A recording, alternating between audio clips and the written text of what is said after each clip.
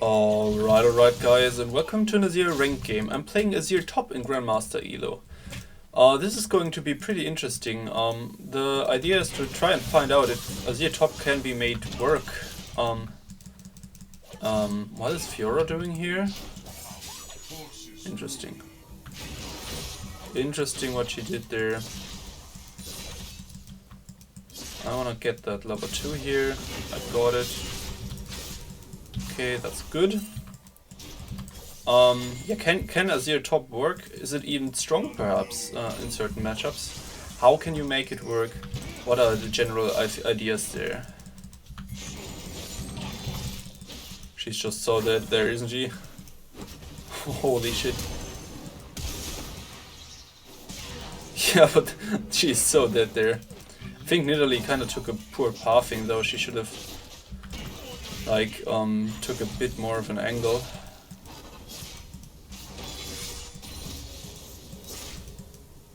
But yeah, was a nice one. We got a first blood rather for free. Apparently our Nidalee didn't get any blue buff, so it seems like the Kha'Zix has solo started at blue buff, or for some reason enemy blue buff was not taken by Nidalee, which I would have expected, not gonna lie. So that's Fiora sums. I get to get a backcourt here. Enemy blue buff's up. Nidalee has a red buff, so she invaded red buff. Crazy what happened here. Really weird. Okay, I'll go ahead and go for a lot of mana. This is the first important thing. Against melees, especially melees who have all-in pressure against you, it is pretty useful to have a lot of mana and stay out of range. I think especially with the fact that I'm going for Hail of Blades instead of Conqueror, it is pretty useful to have more mana and take shorter trades. Fiora is pretty good getting an all-in with Conqueror and her vitals, so yeah. My job is to stay out of her range, maximum take 1 Q of hers for multiple hits of Hail of Blades, and repeatedly do so in order to chunk her down and force her out of lane. This wave is pretty perfect for me, because it'll slow push and it doesn't even punish too much what's going on here. She used W just to proc the vital but missed cannon in the process, so totally worth for me.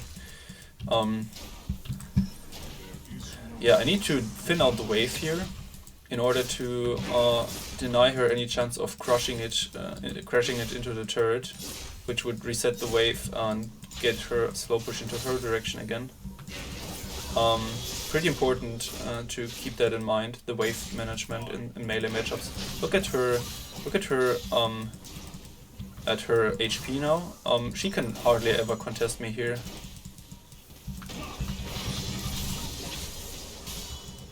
Oh.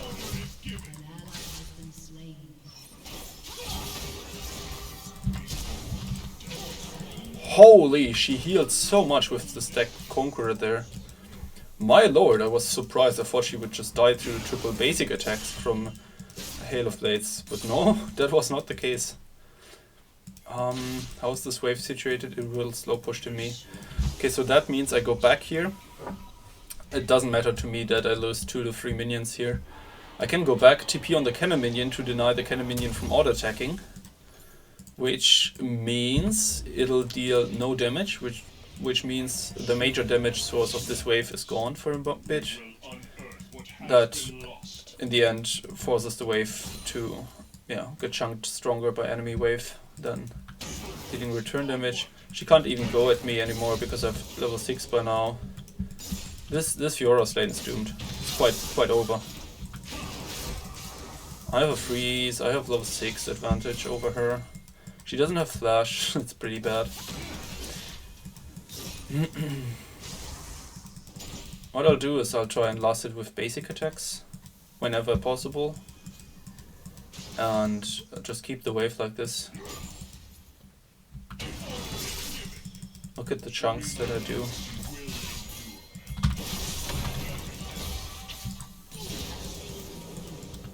Yeah, she can, if she's pretty good, riposte my art, but she doesn't really have a lot of tools to DPS me down there.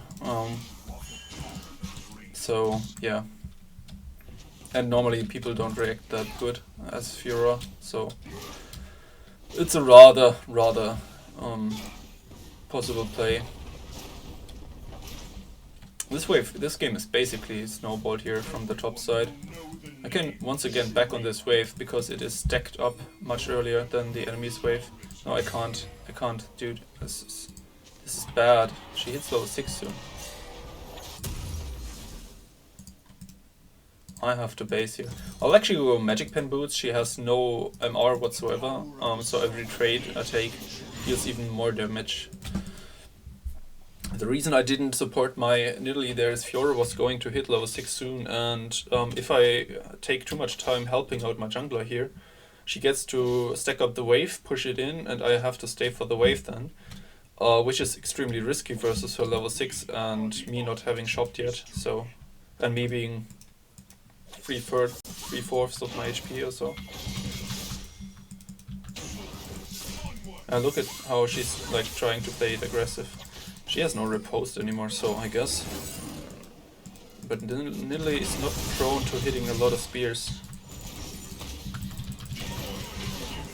That is so over.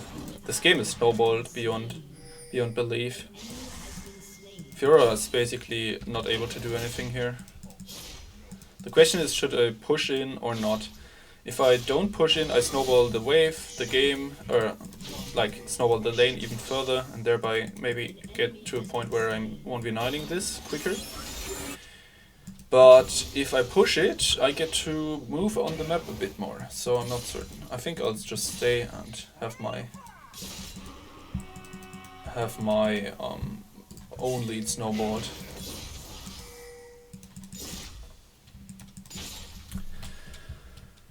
Okay. As you can see, oh, they swapped lanes now. Katarina apparently wants to go up against me. That's going to be interesting. Or I'm not certain if she wants to go up against me, but Fiora seemingly decided to just go mid lane now. Which is, I'll take it. I don't care if I beat Fiora or Kata in the lane. Actually, they just ignore me, so okay, I should by now push it. Actually, this is pretty sad. I hope my team doesn't int while I create my advantage. It does look fine. It does look fine. So what I'll do here is I'll stack up those two waves, crash them on the turret and take plates with them. I think that should be 1 to 2 more plates for me. Probably 2 plates. Kha'Zix can come, however he's not really strong, and I'm extremely strong. Yeah, Kha'Zix may be there, in fact, true, correct. No, he isn't. He's there, actually. So I don't even have to go to Herald, which means I can push in this wave as well. And, yeah. Well. Enemy team is not too happy with Fiora's performance. Not too happy. Actually, Katarina I have to respect a little bit at least. Yeah, I have to leave this one. Oh no, I entered my jump. This is dead. Oh, Kha'Zix being there. I saw him going invis and kind of failed the R. If I R correctly there, I even get away probably. Big unlucky one. I thought he would step right on top of me, which he didn't, which was intelligent actually, because stepping right on top of me is the only way I really escaped this situation. I was too far up the turret.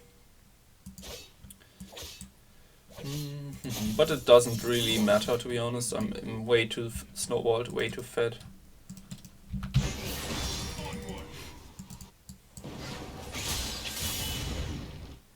Yeah, she gets away there. It's not a lot that can happen for us. Nidalee should play topside rather. Actually, Herald is way stronger a resource for our team here than Drake with the pressure I create against the turret. Oh, they want to go for the bot lane play again. I guess they shall do so. I guess it's okay. The reason I say this is enemy team has Katarina and Fiora, who are known for being, or notorious for being, really bad at defending turrets, especially against a ranged champion like Azir. Okay, there's Katarina going at it. She's feeling cool about herself. That's okay. Just don't be annoying. Oh wait, I forgot I had no R. Oh, she can actually jump on the fucking. Oh, that's. Whoa, I'm inting. I forgot I had no R. And she has a completed gunblade already too. I guess from the shutdown from me from earlier. Well, that's unfortunate. Nautilus, I hope you don't. Oh no, my team starts throwing as well. Oh, we are throwing so badly right now.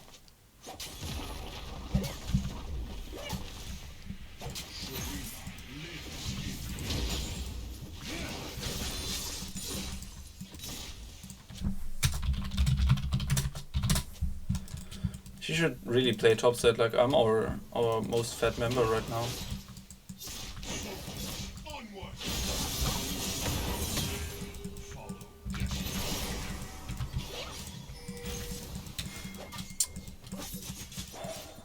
It's pretty annoying.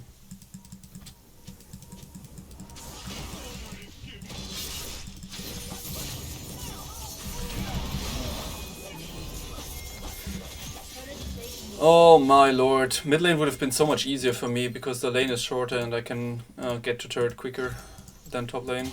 And it's pretty sad that Nidalee played bot side because the Herald and the turret pressuring power of me is pretty what wins the game. I mean, you get so much gold from these plates that it is a miracle that she decided that it's more worth to play bot side. But it can happen. Although it's super sad, it can happen. Fiora is a completed Yumi Katarina, they're just way too strong now. Oh, she's dead. Well, that's good.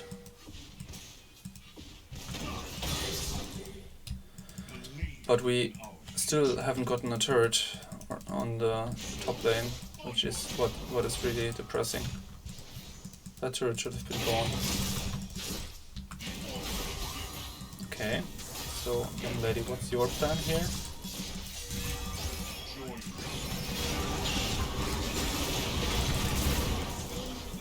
Okay, there was a lot of CC by Varus and...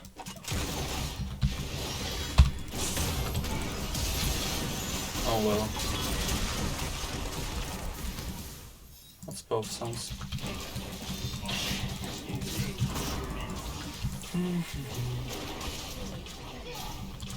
This should be the turret though, at least. Oh, we have to run here. I have to run so badly.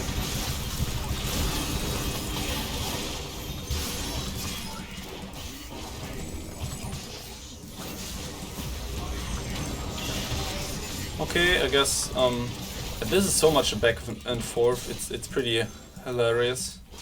Normally games are much smoother and cleaner in that elo, but yeah, it's been really a weird back and forth, and should have been much more precise played by our team.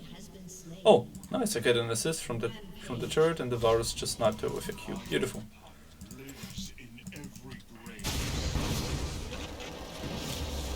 To me, it's just really kind of whack that I trolled my 2 to 3 deaths so badly. They were absolutely unnecessary and cost our team so much. And it's just because I was too stubborn to play on a more defensive manner. Like, we can kill Kata.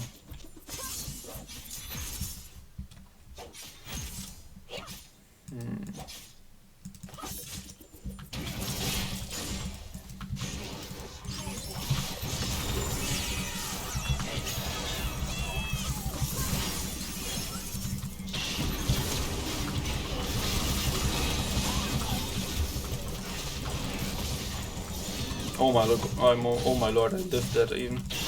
I wanted to use EQ, but got stuck with the Yumi R before I could. So that was really close and unlucky. Then there was Ignite and Exhaust as well. The rotation from Nautilus and Nidalee were really helpful there. There's Misfortune.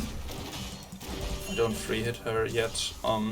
As you know, those of you who follow the channel, the last videos, I've done this analysis on this build, which I really enjoy right now, and it is pretty good at free hitting squishies. Oh, you know what? I would like this gold here just a bit. Don't mind me taking this while you lose all the minions in turret. For some reason, she decided that she wanted to ignore the minions that were crashing into the turret.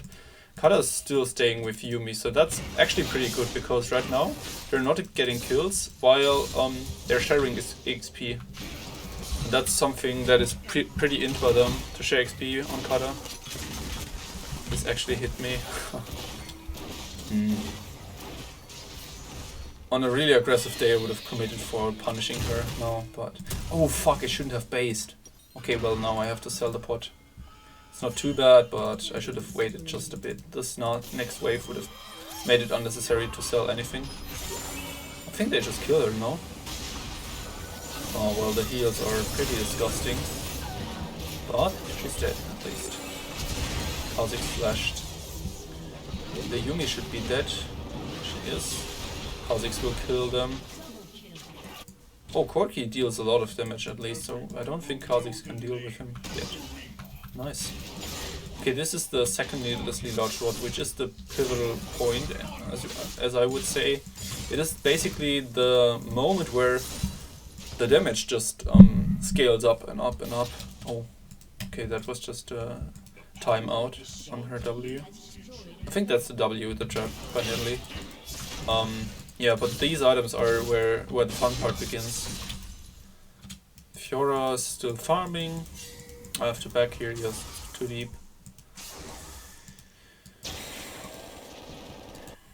The Yuumi still sticks with Katarina, so I have to play away from them. They definitely win against me in a 2v1. Like, I can't really do anything against the healing that they have together. So what I'll do is I'll rotate mid lane. And then back to bottom once the turret is there. Nice. Basically, I kinda yoinked away from some waves from the Varus there, but that is with an intention to get Rabadons as quickly as somehow humanly possible. And Katarina and Yuumi have not yet shown. It's pretty interesting though. I'm playing towards the side where I have vision in, because they could cheese. I wouldn't say that I'll just leave there. Why are they still here together? This is so in by Yuumi to stick on Kata right now. Like, I can just not do anything. The question is, will they try and tower dive me? This is not TP worthy right here. So Yumi's not on Katarina right now, if I saw that correctly. Oh, she is.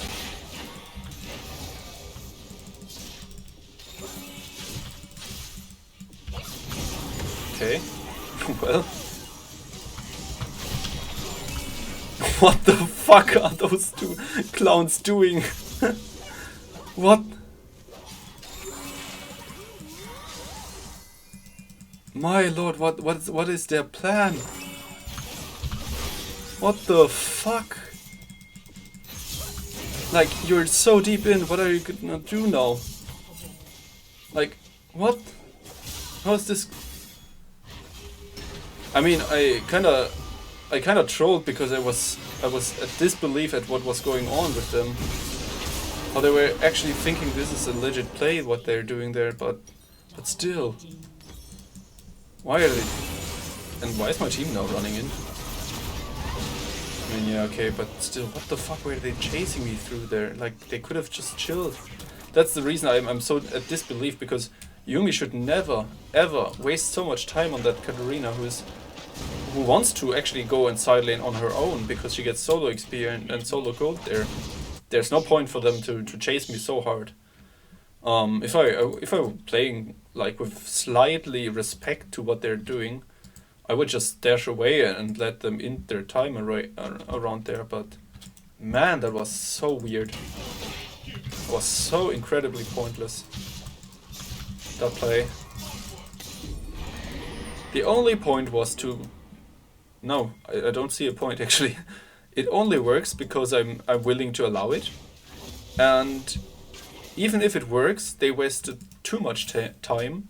They've not made a lot of things happen there, and they were in way too worse of a position afterwards, deep between our turrets, with our whole team collapsing into that side. That was... Yeah, that was without any meaning. That was just the most insane bullshit. Okay, Misfortune had plans, which is unlucky. I have no passive. I can go here. I just one-shot them. Like, my damage is brutal with Robodons. You could see that. It just dismantles everything. Actually, we can. Oh, enemy team surrendered. Well, thanks for watching, thanks for listening. Azir Top can work, as you can see. Yeah, have a great day and arise.